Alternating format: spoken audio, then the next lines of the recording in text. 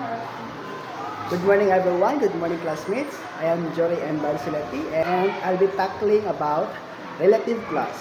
So what is relative clause? So relative clause is also known as adjective clause. It is a dependent clause that modifies or describes a noun or pronoun in a sentence.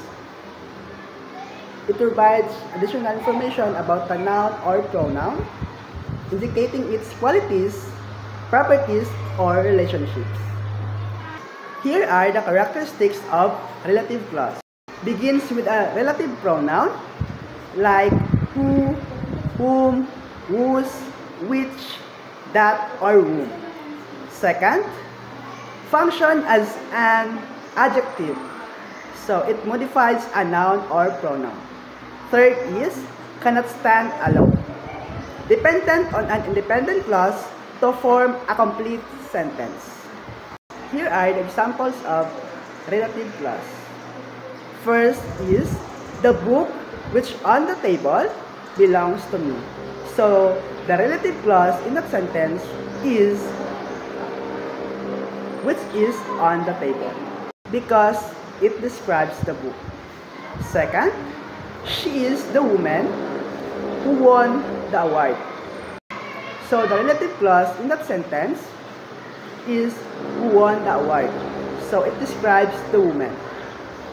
Third, the city that never sleeps, which is New York.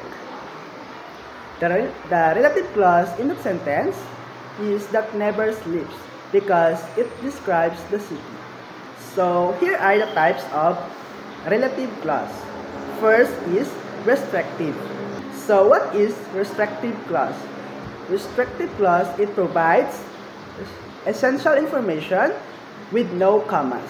Example, the book that I read is interesting. The second type of relative clause is non-restrictive clause.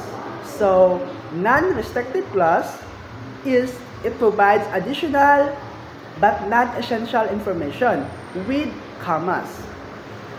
So, examples. The book which I read is interesting. In summary, the relative clauses help clarify and provide more detail about the nouns or pronouns in the sentence, making your writing and speech more informative and engaging. That's it. Thank you for watching and have a good day.